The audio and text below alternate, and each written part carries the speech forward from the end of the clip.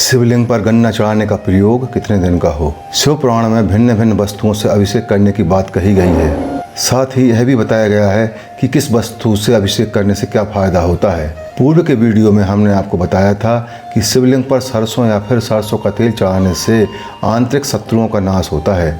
साथ ही ग्रह बाधाओं के कारण पीड़ा या कष्ट रहता है तो उसमें भी शांति मिलती है। आज हम बात करते हैं दूसरे उपचार की।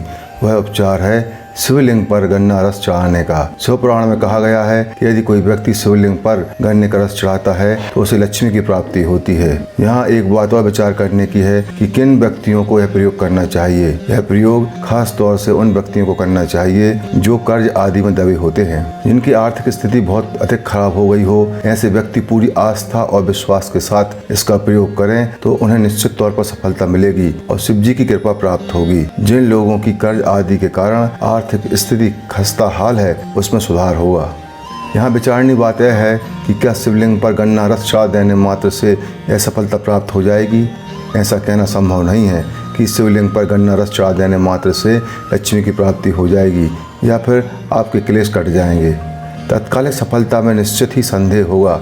इसलिए किसी के कहने सुनने या कहीं पढ़ लेने मात्र से इसका प्रयोग ना करें। यदि आपके हृदय में भगवान शिव के प्रति आस्था है तो यह प्रयोग जरूर करें। आप निश्चित तौर पर सफल होंगे, ऐसा दृढ़ विश्वास रखें। यहाँ एक बात और गौर करने की है कि यह प्रयोग कितने समय तक किया जाए जिससे कि सफलता प्राप्त हो जाए। यहाँ यह बात भी समझ लेना जरूरी है कि 1-2 दिन में इस प्रयोग को करने से सफलता मिल जाएगी, ऐसी उम्मीद भी नहीं करनी चाहिए। इस प्रयोग की सफलता के लिए 1 दिन और 1 वर्ष भी लग सकता है, लेकिन यदि आप पूर्ण श्रद्धा, विश्वास और धैर्य के साथ भगवान शिव के लिंग पर गन्ना रस चढ़ाने का प्रयोग करते हैं तो निश्चित तौर पर सफल होंगे। यहाँ एक बात और मैं आपसे विशेष आग्रह के साथ कहना चाहता हूँ जिसे आप अनिवार्य रूप से ध्यान रखें। जैसे ही आप पूर्ण मनोयोग और तन्मयता से इस प्रयोग को शुरू करेंगे त्यों ही आपके मन को विचलित करने वाली गतिविधियां होंगी, जिनमें न केवल भगवान शिव वरन देवी देवता भी आपके संकल्प और धैर्य की परीक्षा लेंगे, आपको बार बार विचलित करने का प्रयास करेंगे। यदि आप विचलित हो गए तो कार्य को बीच में ही छोड़ देंगे और यदि आप अड़ग रहे तो निश्चय ही लक्ष्य को प्राप्त कर लेंगे।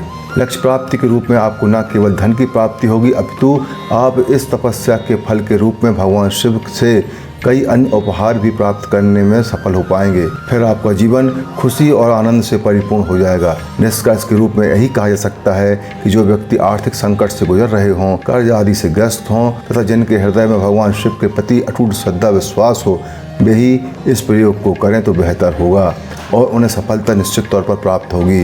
इसमें जरा भी संशय नहीं होना चाहिए। बस आज के लिए इतना ही। अगली बार पुनः मिलेंगे किसी नई जानकारी के साथ। तब तक के लिए नमस्कार। आपका दिन मंगलमय हो। बहुत बहुत धन्यवाद।